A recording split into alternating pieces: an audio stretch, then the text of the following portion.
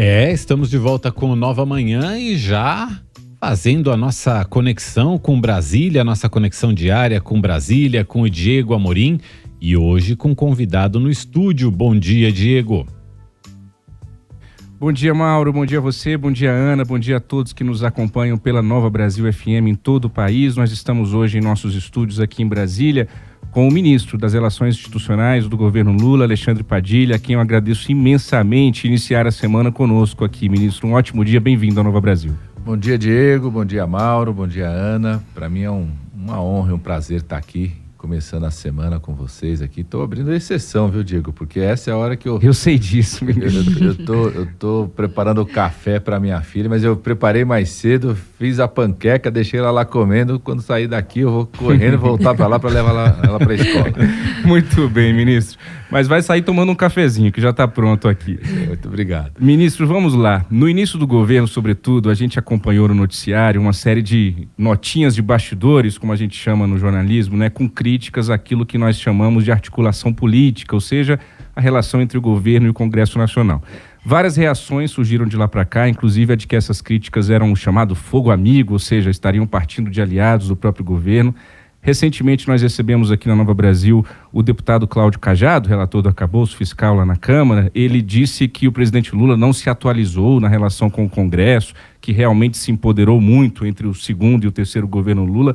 Enfim, passados 4 meses de governo, ministro, o senhor, que é o responsável por essa articulação política, faz qual avaliação de toda essa história? Primeiro, Diego, eu diria que nós estamos sendo vitoriosos. Nós tínhamos 5 grandes prioridades de votação no primeiro semestre do Congresso Nacional. Muita gente dizia que era impossível aprovar as 5 prioridades. Nós aprovamos todas elas, que era a reforma tributária, dar o passo importante da votação do marco fiscal, recriar todos os programas sociais. Então, recriar o Minha Casa Minha Vida, o Bolsa Família, o Mais Médicos, todos eles foram recriados através de votações dentro do Congresso Nacional, ajustar o orçamento de uma forma que pudesse já no primeiro semestre pagar o reajuste dos servidores. Fazia 6 anos que os servidores federais não tinham reajuste, colocar o recurso adicional do Bolsa Família, voltar a ter recurso para ciência e tecnologia, reajustar as bolsas de pesquisa do Brasil, dos pesquisadores sêniores, dos pesquisadores júniores, ou seja, tudo o que era necessário aprovar, nós conseguimos aprovar no primeiro semestre. O que existe, Diego, é o seguinte: nós temos plena consciência. Eu já fui ministro da coordenação política durante os primeiros governos do presidente Lula. Nós sabemos que a relação não vai ser a mesma que era naquela época, porque o Congresso mudou, mas não vai ser a mesma que o antigo governo exercia, que era de uma terceirização total, entregava tudo, execução orçamentária, execução de projetos. Então nós estamos construindo um novo modelo. Quando você vai construir um novo modelo, você tem ruído, você tem mediações, você tem dificuldades. Agora a gente se abraçou nesse plano de prioridades que faz com que o Brasil possa voltar a ter um ciclo de crescimento econômico, de redução de juros, recuperação dos programas sociais. Então a gente se abraçou nisso. E a gente sabe, fazendo a metáfora aqui do futebol, né, nenhum time é campeão invicto. É muito raro um time ser campeão invicto. Você perde, você empata. Você não pode perder a final, você não pode perder o mata-mata, você não pode perder a liderança. E nós estamos com a liderança nessa relação com o Congresso Nacional. Preciso agradecer muito ao Congresso Nacional, todos os parlamentares, os presidentes das 2 casas. E agora é o segundo turno do campeonato. E para o segundo turno do campeonato a gente quer reforçar mais essa liderança, reforçar o time, trazer novas forças políticas para que a gente possa cumprir o plano de prioridades do segundo semestre. Ministro, a segunda fase do campeonato costuma ser as eliminatórias, costuma ser mais difícil. O senhor acredita que o pior já passou ou esses ruídos são permanentes? Eu acho que vai ser novos desafios, mas a gente está mais preparado e nós queremos reforçar o time. Tanto é que o presidente Lula já sinalizou, foi feito um pleito por forças políticas, e é importante todo mundo saber que são deputados que já estão votaram a favor da reforma tributária, votaram a favor do marco fiscal, votaram a favor da recriação do Minha Casa Minha Vida, do Mais Médicos, do Bolsa Família, da igualdade salarial das mulheres, já estão votando os projetos do governo e que querem agora participar do governo. É um sinal positivo para nós. Para nós queremos reforçar o time para enfrentar aquilo que nós já definimos, novas 5 prioridades para o segundo semestre. Mauro? Ministro, isso significa que o PP embarca no governo? Isso já tá confirmado? O Republicanos embarca no governo? Quais são os nomes? Isso a gente já pode confirmar? Mauro, o que tem são bancadas desses partidos, tanto do PP, né, que são quase 40 deputados que já votaram em projetos prioritários do governo, do Republicanos também quase 40 parlamentares. Você tem parlamentares do PSDB, você tem parlamentares de outros partidos que têm votado junto conosco e sinalizaram claramente, sobretudo bancada do PP e do Republicanos, que querem indicar deputados para compor o governo. Então, quando você indica um deputado para compor o governo, você precisa ocupar o espaço de ministério. O presidente Lula já sinalizou claramente que aceita essa proposta. Nós estamos conversando com essas lideranças. Teve o mês de julho aí que várias delas não estavam em Brasília, voltaram agora. Agora o presidente Lula, que saiu ontem para reuniões importantes na África, né? O presidente Lula vai lá no BRICS, o Brasil vai ter um papel muito importante no BRICS, de reorganização do BRICS, o BRICS financiar investimento aqui no Brasil, investimento para geração de emprego, de renda. O presidente Lula vai no encontro da CPLP, que é a Comunidade de Países de Língua Portuguesa, que vai acontecer em São Tomé, vai passar por Angola. É o Brasil voltando a ser respeitado no mundo. Então, durante essa semana, o presidente Lula vai fazer essa viagem internacional, volta no começo da próxima semana e eu acredito que na partir do final de agosto, começo de setembro, a gente vai fazer esse reforço do time para o segundo turno. Ministro, o senhor já confirmou Diego, isso, mas eu... Diego, deixa só... Por favor, Mauro. Duas questões rápidas. Primeiro que eu não dei bom dia para o ministro, desculpa, ministro, eu fui logo perguntando aquela coisa de jornalista que quer já fazer a pergunta. Isso foi um bom dia coletivo, pode ficar tranquilo. E segundo, ministro, vai se fazer agora uma reforma, uma pequena reforma ministerial. O senhor falou que está construindo um novo modelo de relação com o Congresso. Agora, como garantir que esse novo modelo não vai deixar o governo sempre nas cordas, sempre precisando dar mais, sempre precisando abrir mais espaço no próprio governo, no próprio ministério, nas estatais, ou sempre com aquela exigência de verbas, de emendas, de atender os pleitos dos deputados? Como fazer com que esse novo modelo seja de fato equilibrado para o governo não ficar nas cordas o tempo todo? Mauro, o principal, na minha opinião, é construir uma agenda de prioridades que seja uma agenda defendida pelo Congresso, pela sociedade e que tenha uma relação direta com a necessidade do país de retomar um ciclo de crescimento econômico estável e sustentável. Só para você ter ideia, Mauro, nós aprovamos questões muito importantes que permitiram que o presidente Lula fizesse o lançamento do novo PAC, que garante os investimentos aí para ampliação do metrô em São Paulo, para o trem intercidades, investimentos de saneamento, Minha Casa Minha Vida no estado de São Paulo, né, mais de 50 mil unidades, investimento na cultura, Lei Paulo Gustavo. A Lei Paulo Gustavo está colocando 50 milhões de reais em vários municípios do estado de São Paulo. Tudo isso só foi possível porque a gente aprovou antes mesmo de ser governo, ou seja, antes mesmo de ter cargo, antes mesmo de ter ministério, lá na PEC da transição, essa agenda de prioridades. Foi a chamada PEC da transição que garantiu esses recursos.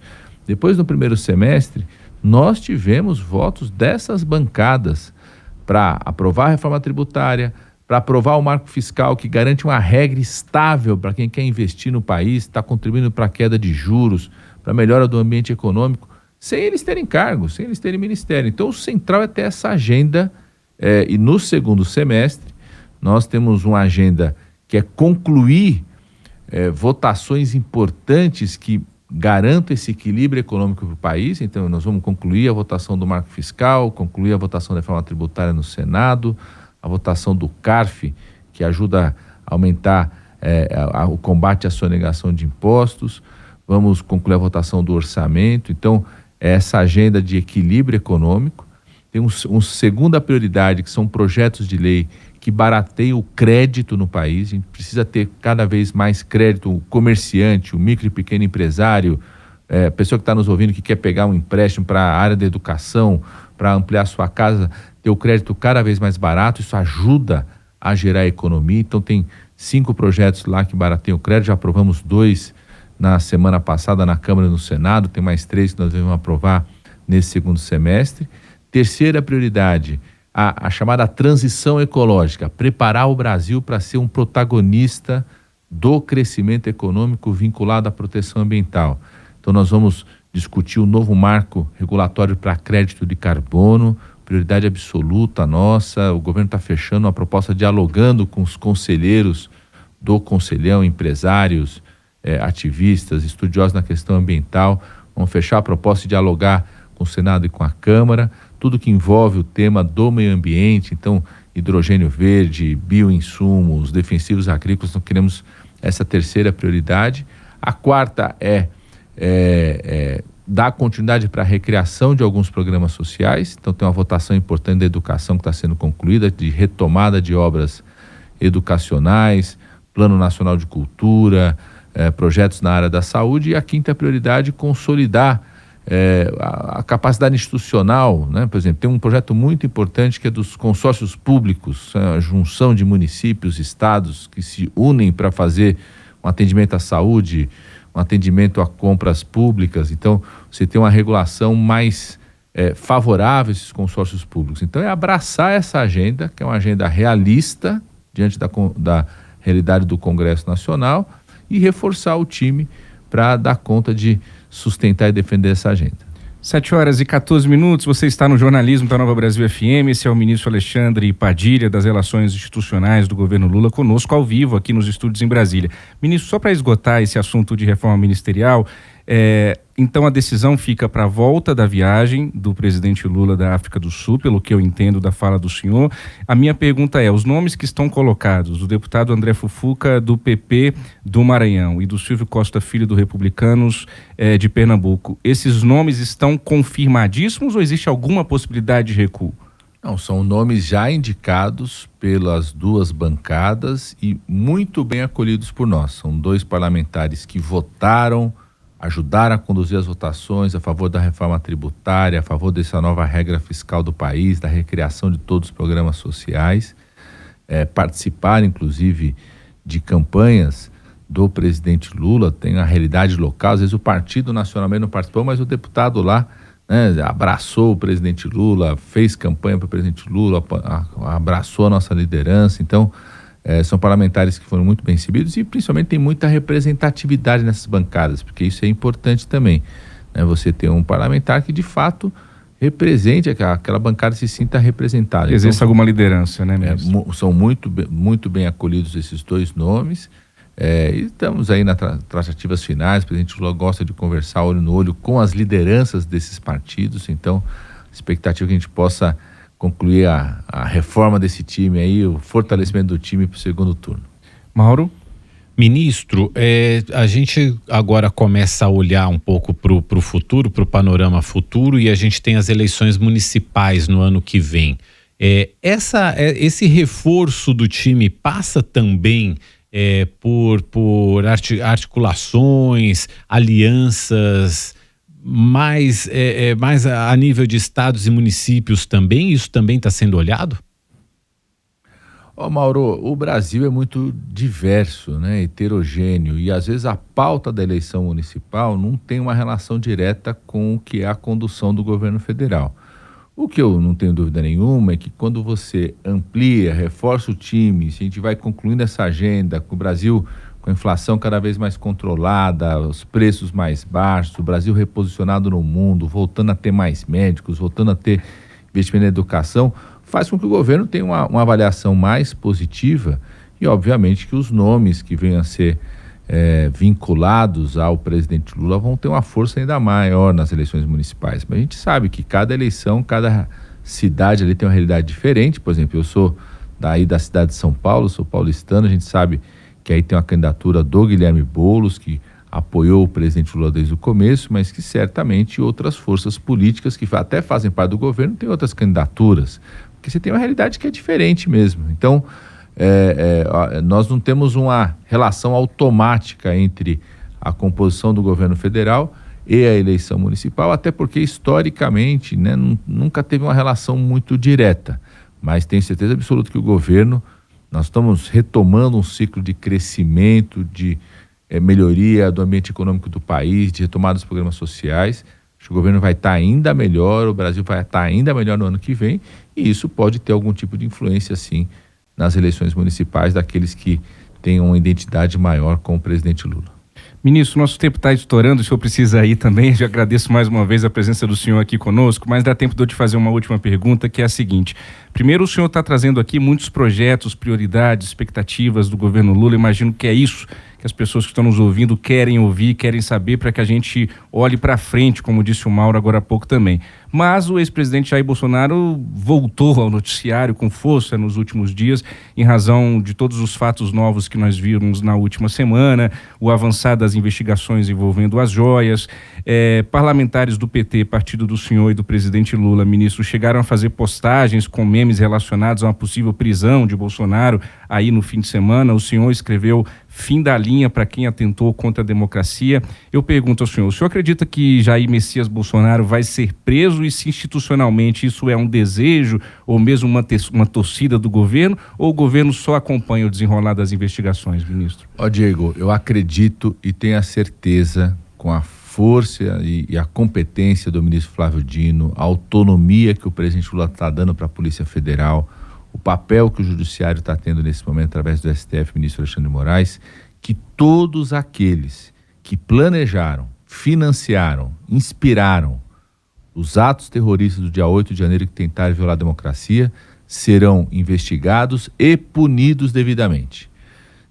Obviamente que nós vamos sempre respeitar o Estado Democrático de Direito. Então, certamente, tanto a Polícia Federal quanto o Judiciário irá punir, condenar, eventualmente prender aqueles que tenham evidências materiais muito associadas. O que está cada vez mais claro e evidente para nós é aquilo que eu dizia, que o ex-presidente, que foi o mentor intelectual e espiritual dos atos terroristas do dia 8 de janeiro, porque ele semeou o ódio contra o STF, contra as urnas eletrônicas, contra as eleições durante 4 anos, então ele tem relação intelectual e espiritual, cada vez chega mais perto de que ele também tenha tido relação de planejamento, de organização e de execução daqueles atos terroristas. Além disso, ele tem que se explicar de como que ele, dentro do governo dele, tinha uma verdadeira organização de saqueadores do patrimônio, como ficou evidente nessa questão das joias. Então, você pode ter certeza, Diego, que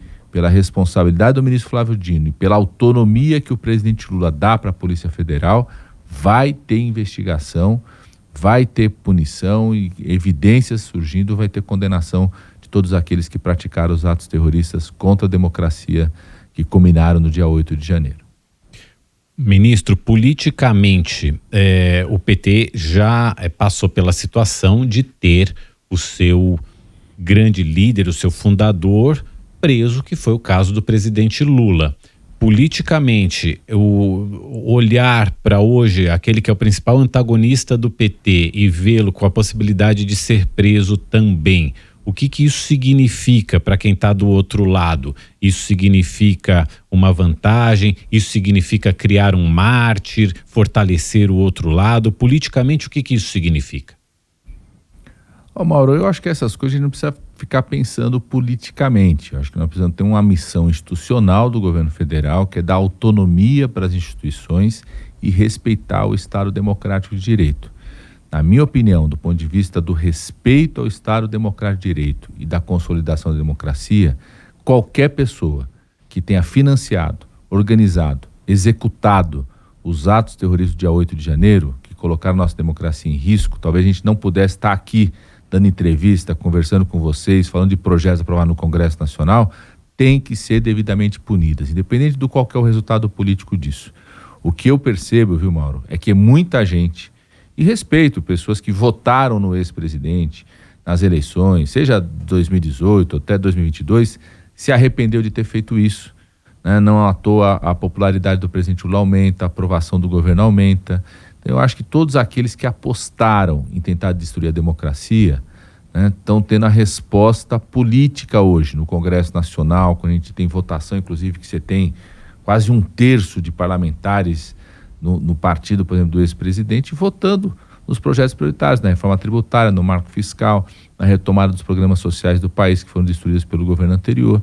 Então, eu acho que é isso, queremos olhar para frente, respeitando, mas para poder olhar para frente com tranquilidade e com sustentabilidade, é muito importante respeitar o Estado Democrático de Direito e punir devidamente todos aqueles que tiveram relação direta com atos contra a democracia. 7h22. Ministro Alexandre Padilha, das Relações Institucionais do governo Lula, muito obrigado por essa entrevista e pela gentileza de ter vindo aos nossos estúdios aqui na Capital Federal. Uma excelente semana de trabalho. Eu que agradeço, Diego, Mauro, Ana, e fico à disposição. Eu percebi que eu consigo fazer as duas coisas ao mesmo tempo. Preparar o café para minha filha, vir aqui, voltar para lá e levar lá para a escola, então dá para a gente fazer mais vezes. Então só pode vir toda semana, vamos deixar toda segunda-feira já marcado. Vamos deixar pré-agendado, né, Mauro? Vamos combinar. A assessoria que lute aqui. Obrigado, valeu, ministro, Mauro, boa semana, até amanhã. Obrigado, Diego, boa semana também, até amanhã. São 7h23.